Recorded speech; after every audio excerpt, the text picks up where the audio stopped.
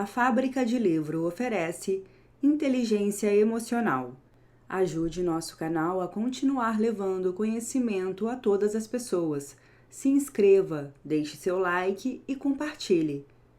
E agora tenha uma boa leitura. Parte 1. O cérebro emocional. 1. Para que servem as emoções? Pensem nos últimos momentos de Gary e Mary Jane Chauncey, um casal inteiramente dedicado à filha Andrea, de 11 anos, confinada a uma cadeira de rodas devido a uma paralisia cerebral. A família Chauncey viajava num trem da Amtrak, que caiu no rio, depois que uma barcaça bateu e abalou as estruturas de uma ponte ferroviária na região dos pântanos da Louisiana. Quando a água começou a invadir o trem, o casal, pensando primeiro na filha, fez o que pôde para salvar Andrea. Conseguiram entregá-la através de uma das janelas para a equipe de resgate. E morreram, quando o vagão afundou. A história de Andrea, de pais cujo último ato heróico foi o de assegurar a sobrevivência da filha, capta um momento de coragem quase mítica. Sem dúvida, esse tipo de sacrifício dos pais em benefício da prole é recorrente na história e pré-história humanas, e inúmeras vezes mais ao longo da evolução de nossa espécie. Visto da perspectiva de biólogos evolucionistas, esse autossacrifício dos pais está a serviço do sucesso reprodutivo, na transmissão dos genes e futuras gerações. Mas da perspectiva de um pai que, num momento de desespero, toma uma decisão como essa, trata-se simplesmente de amor. Como se for uma intuição do objetivo e da força das emoções, esse ato exemplar de heroísmo dos pais atesta o papel que exercem na vida humana. O amor altruístico e as demais emoções que sentimos. Isso indica que nossos mais profundos sentimentos, as nossas paixões e anseios são diretrizes essenciais e que nossa espécie deve grande parte de sua existência à força que eles emprestam nas questões humanas. Essa força é extraordinária. Só um amor tão forte, na urgência de salvar uma filha querida, foi capaz de conter o próprio instinto de sobrevivência dos pais. Do ponto de vista do intelecto, não há dúvida de que o autossacrifício desses pais foi irracional. Sob a ótica do coração, entretanto, essa era a única atitude a ser tomada. Quando investigam por que a evolução da nossa espécie humana deu à emoção um papel tão essencial em nosso psiquismo, os sociobiólogos verificam que, em momentos decisivos, ocorreu uma ascendência do coração sobre a razão. São as nossas emoções, dizem esses pesquisadores, que nos orientam quando diante de um impasse e quando temos de tomar providências importantes demais para que sejam deixadas a cargo unicamente do intelecto, em situações de perigo, na experimentação da dor causada por uma perda, na necessidade de não perder a perspectiva apesar dos percalços, na ligação com um companheiro, na formação de uma família. Cada tipo de emoção que vivenciamos nos predispõe para uma ação imediata. Cada uma sinaliza para uma direção, que nos recorrentes desafios enfrentados pelo ser humano ao longo da vida, provou ser a mais acertada.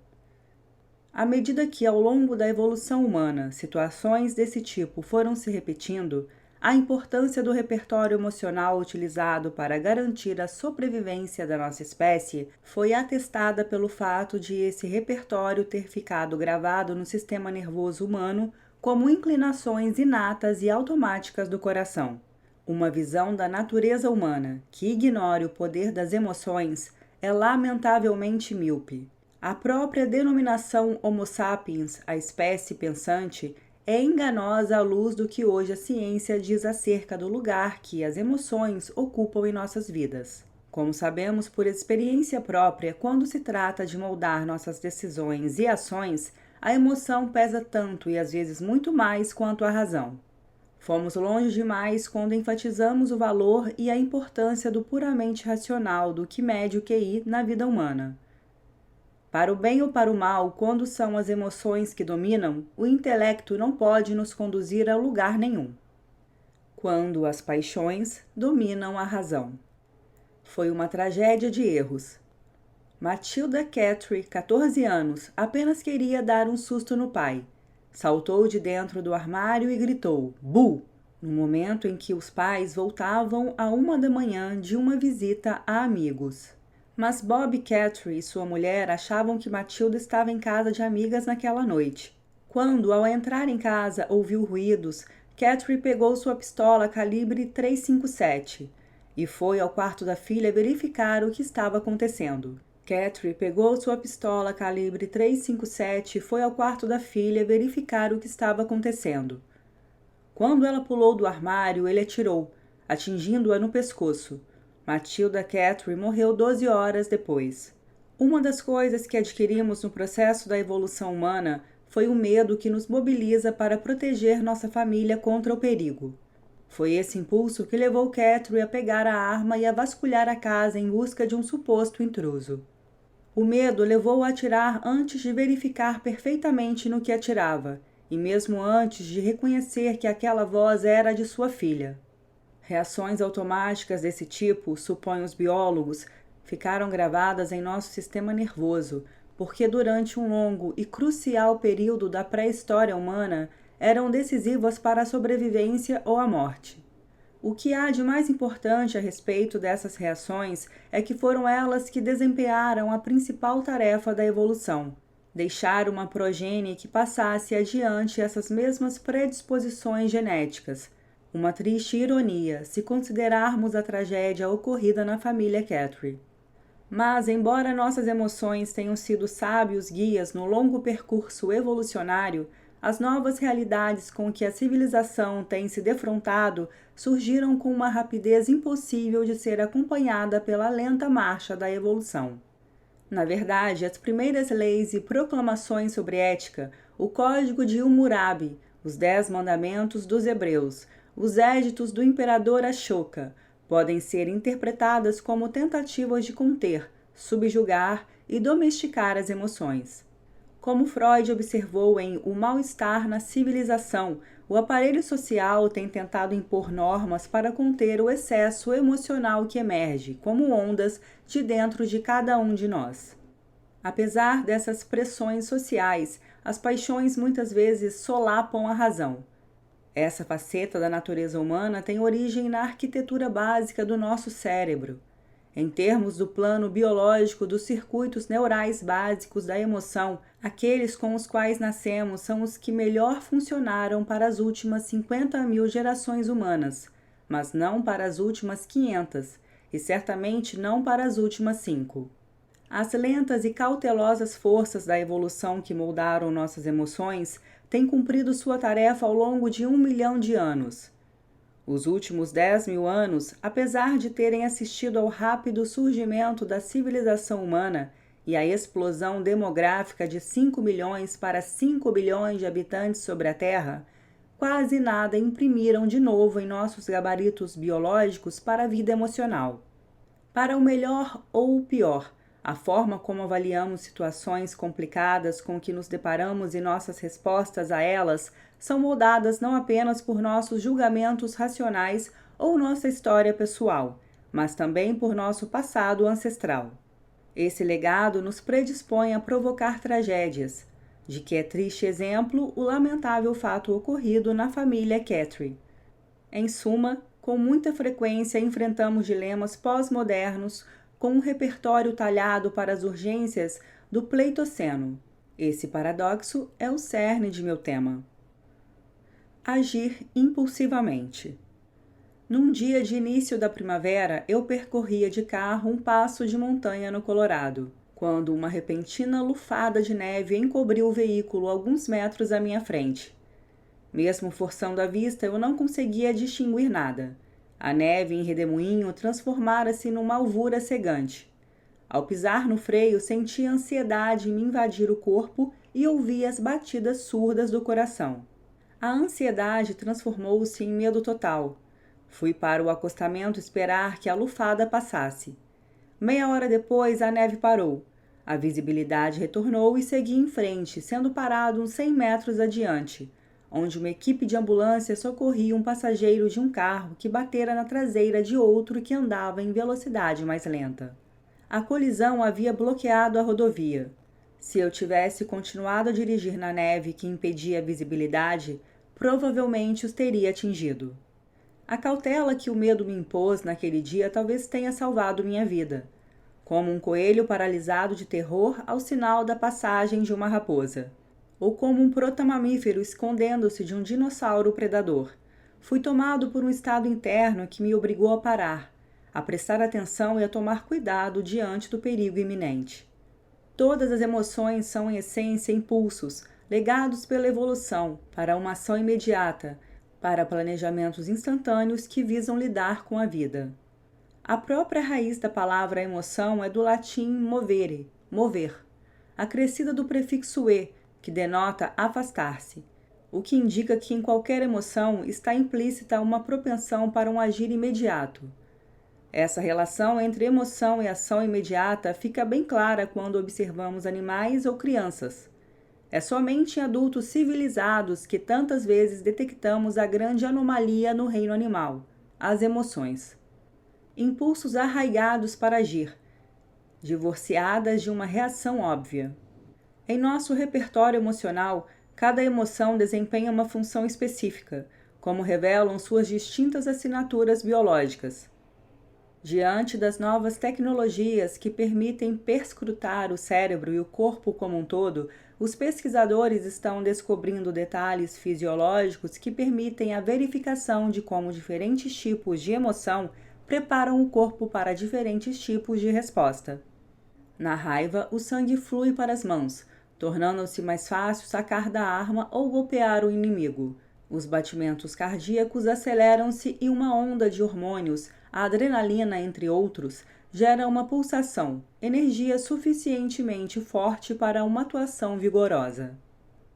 No medo, o sangue corre para os músculos do esqueleto, como os das pernas, facilitando a fuga.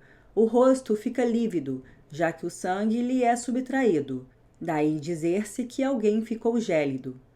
Ao mesmo tempo, o corpo imobiliza-se, ainda que por um breve momento, talvez para permitir que a pessoa considere a possibilidade de, em vez de agir, fugir e se esconder. Circuitos existentes nos centros emocionais do cérebro disparam a torrente de hormônios que põe o corpo em alerta geral, tornando-o inquieto e pronto para agir. A atenção se fixa na ameaça imediata para melhor calcular a resposta a ser dada. A sensação de felicidade causa uma das principais alterações biológicas. A atividade do centro cerebral é incrementada, o que inibe sentimentos negativos e favorece o aumento da energia existente, silenciando aqueles que geram pensamentos de preocupação. Mas não ocorre nenhuma mudança particular na fisiologia, a não ser uma tranquilidade, que faz com que o corpo se recupere rapidamente do estímulo causado por emoções perturbadoras. Essa configuração dá ao corpo um total relaxamento, assim como disposição e entusiasmo para a execução de qualquer tarefa que surja e para seguir em direção a uma grande variedade de metas. O amor, os sentimentos de afeição e a satisfação sexual implicam estimulação parasimpática, o que se constitui no oposto fisiológico que mobiliza para lutar ou fugir, que ocorre quando o sentimento é de medo ou ira.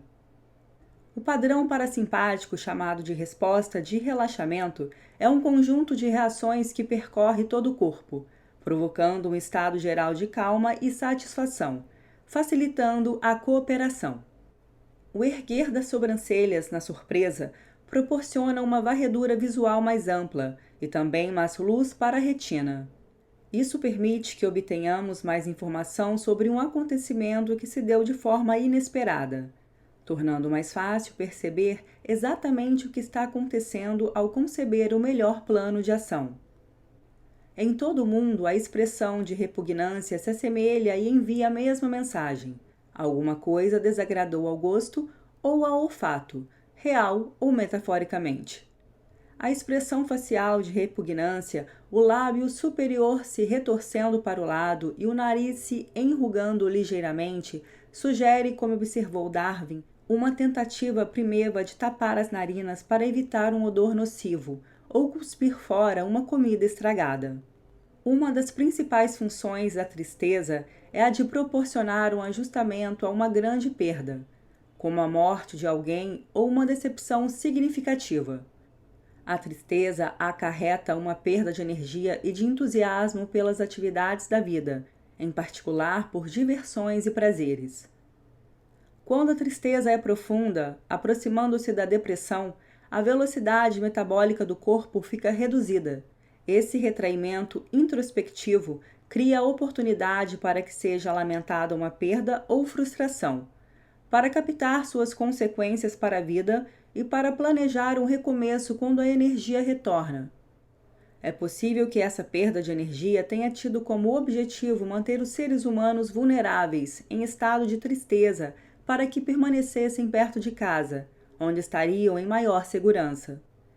Essas tendências biológicas para agir são ainda mais moldadas por nossa experiência e pela cultura. Por exemplo, a perda de um ser amado provoca universalmente tristeza e luto. Mas a maneira como demonstramos nosso pesar, como exibimos ou contemos as emoções em momentos íntimos, é moldada pela cultura. O mesmo ocorrendo quando se trata de eleger quais pessoas em nossas vidas se encaixam na categoria de entes queridos, dignos de nosso lamento. O prolongado período de evolução em que, por força das circunstâncias, essas respostas emocionais se formaram foi, sem dúvida, uma realidade bem mais dura que a maioria dos seres humanos teve de suportar desde o alvorecer da história registrada. Foi um tempo em que as poucas crianças sobreviveram à infância e em que poucos adultos viveram mais do que 30 anos. Tempo em que os predadores atacavam a qualquer momento. Tempo em que as condições climáticas determinavam se iríamos ou não morrer de fome. Mas, com o advento da agricultura e até mesmo das mais rudimentares formas de organização social, as possibilidades de sobrevivência mudaram de forma extraordinária. Nos últimos 10.000 anos, quando esses avanços se espalharam por todo o mundo, reduziram-se significativamente as violentas pressões que ameaçaram a população humana. Mas foram exatamente essas pressões que tornaram nossas respostas emocionais fundamentais para a sobrevivência. Atenuadas as pressões, a importância das reações que passaram a fazer parte do nosso repertório emocional também declinou.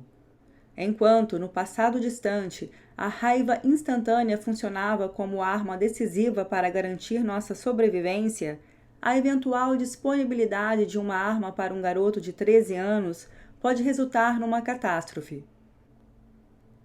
Nossas duas mentes. Uma amiga me falava de seu divórcio, uma dolorosa separação.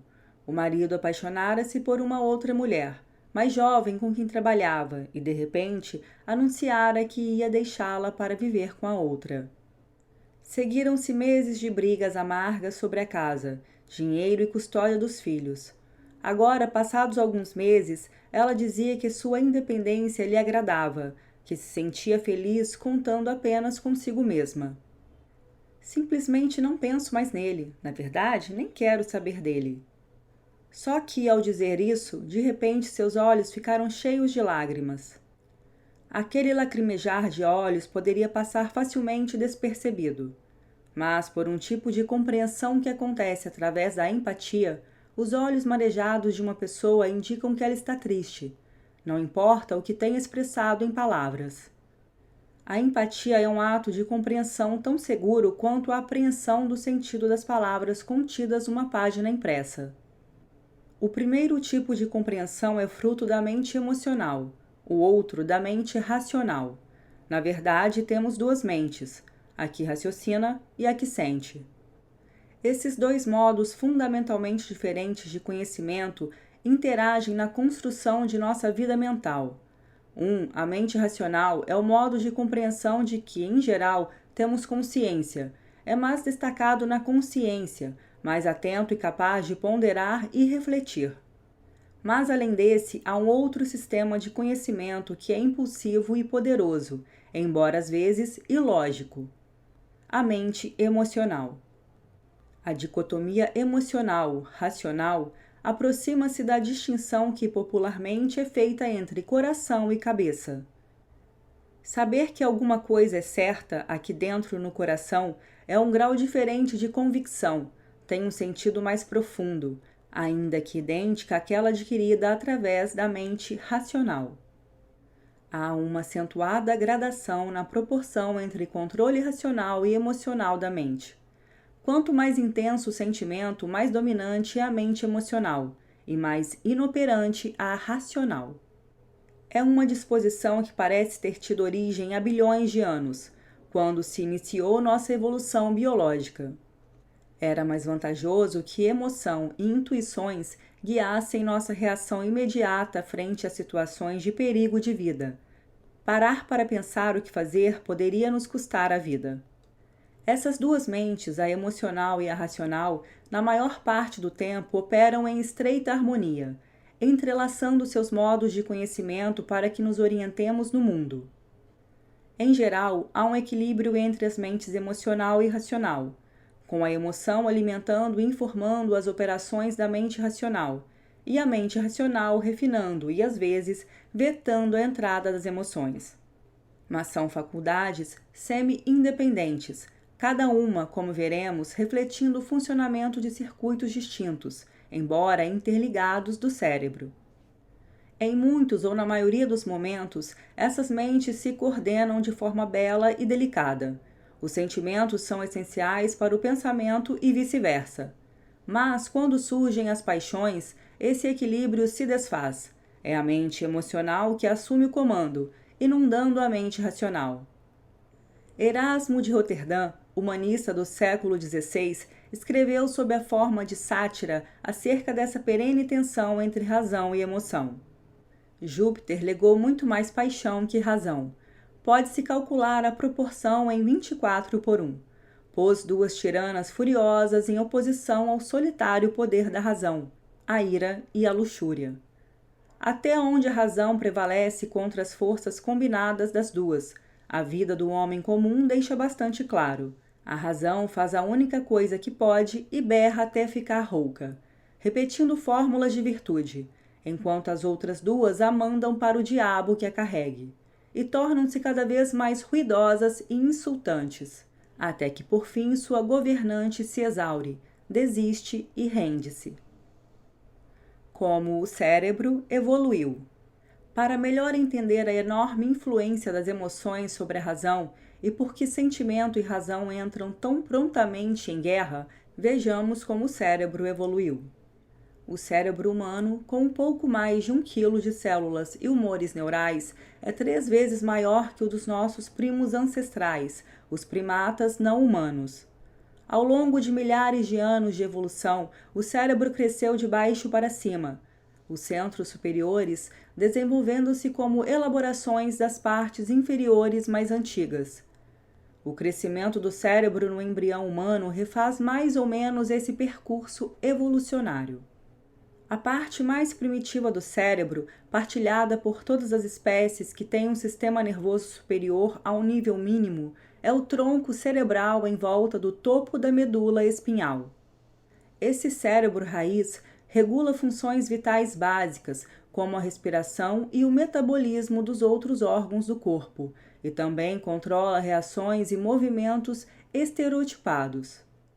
Não se pode dizer que esse cérebro primitivo pense ou aprenda. Ao contrário, ele se constitui num conjunto de reguladores pré-programados que mantém o funcionamento do corpo como deve e reage de modo a assegurar a sobrevivência.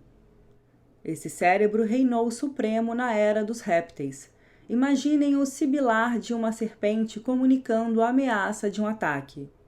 Da mais primitiva raiz, o tronco cerebral, surgiram os centros emocionais. Milhões de anos depois, na evolução dessas áreas emocionais, desenvolveu-se o cérebro pensante, ou neocórtex, o grande bulbo de tecidos ondulados que forma as camadas externas. O fato de o cérebro pensante ter se desenvolvido a partir das emoções revela muito acerca da relação entre razão e sentimento. Existiu um cérebro emocional muito antes do surgimento do cérebro racional. A mais antiga raiz de nossa vida emocional está no sentido do olfato, ou mais precisamente no lobo olfativo. células que absorvem e analisam o cheiro. Toda entidade viva, seja nutritiva, venenosa, parceiro sexual, predador ou presa, tem uma assinatura molecular distintiva, que o vento transporta. Naqueles tempos primitivos, o olfato apresentava-se como um sentido supremo para a sobrevivência. Do lobo olfativo começaram a evoluir os antigos centros de emoção, que acabaram tornando-se suficientemente grandes para envolver o topo do tronco cerebral. Em seus estágios rudimentares, o centro olfativo compunha-se de pouco mais de tênues camadas de neurônios reunidos para analisar o cheiro. Uma camada de células recebia o que era cheirado e o classificava em categorias relevantes: comestível ou tóxico, sexualmente acessível, inimigo ou comida. Uma segunda camada de células enviava mensagens reflexivas a todo o sistema nervoso, dizendo ao corpo o que fazer: morder, cuspir, abordar, fugir, caçar. Com o advento dos primeiros mamíferos, vieram novas e decisivas camadas, chave do cérebro emocional.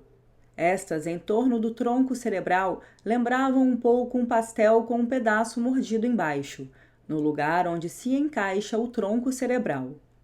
Como essa parte do cérebro cerca o tronco cerebral e limita-se com ele, era chamada de sistema límbico, de limbus, palavra latina que significa orla.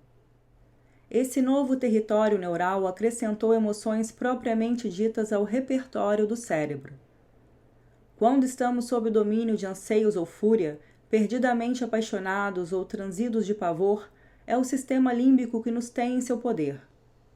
À medida que evoluía, o sistema límbico foi aperfeiçoando duas poderosas ferramentas: aprendizagem e memória. Esses avanços revolucionários possibilitavam que um animal fosse muito mais esperto nas opções de sobrevivência e aprimorasse suas respostas para adaptar-se a exigências cambiantes, em vez de ter reações invariáveis e automáticas. Se uma comida causava doença, podia ser evitada da próxima vez. Decisões como saber o que comer e o que rejeitar ainda eram, em grande parte, determinadas pelo olfato. As ligações entre o bulbo olfativo e o sistema límbico assumiam agora as tarefas de estabelecer distinções entre cheiros e reconhecê-los, comparando um atual com outros passados e discriminando assim o bom do ruim. Isso era feito pelo rinencéfalo, literalmente o cérebro do nariz, uma parte da fiação límbica e a base rudimentar do neocórtex, o cérebro pensante. Há cerca de 100 milhões de anos, o cérebro dos mamíferos deu um grande salto em termos de crescimento. Por cima do tênue córtex de duas camadas, as regiões que planejam, compreendem o que é sentido, coordenam o movimento, acrescentaram-se novas camadas de células cerebrais, formando o neocórtex. Comparado com o antigo córtex de duas camadas, o neocórtex oferecia uma extraordinária vantagem intelectual. O neocórtex do Homo sapiens, muito maior que o de qualquer outra espécie, acrescentou tudo o que é distintamente humano. O neocórtex é a sede do pensamento. Contém os centros que reúnem e compreendem o que os sentidos percebem. Acrescenta a um sentimento o que pensamos dele e permite que tenhamos sentimentos sobre ideias, arte, símbolos, imagens. Na evolução, o neocórtex possibilitou um criterioso aprimoramento que, sem dúvida, trouxe enormes vantagens na capacidade de um organismo sobreviver à adversidade, tornando mais provável que sua progenie, por sua vez, passasse adiante os genes que contêm esses mesmos circuitos neurais. A vantagem para a sobrevivência deve-se à capacidade do neocórtex de criar estratégias, planejar a longo prazo e outros artifícios mentais. Além disso, os triunfos da arte, civilização e cultura são todos frutos do neocórtex. Esse acréscimo ao cérebro introduziu novas nuances à vida emocional. Vejam o amor. As estruturas límbicas geram sentimentos de prazer e desejo sexual, emoções que alimentam a paixão sexual.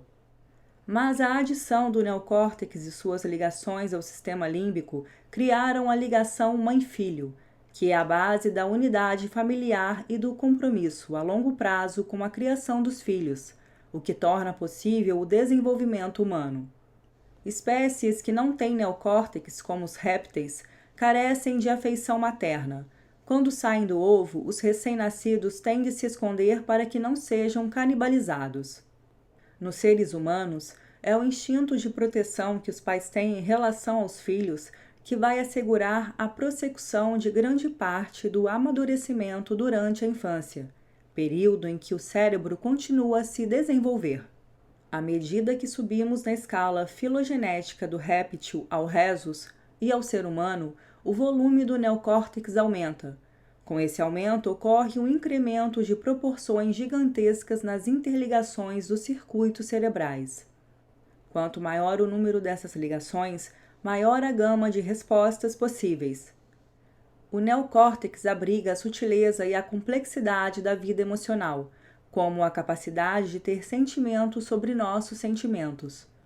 Há uma maior proporção de neocórtex para sistema límbico nos primatas que nas outras espécies, e imensamente mais nos seres humanos, o que sugere que podemos exibir uma gama muito maior de reações às nossas emoções e mais nuances.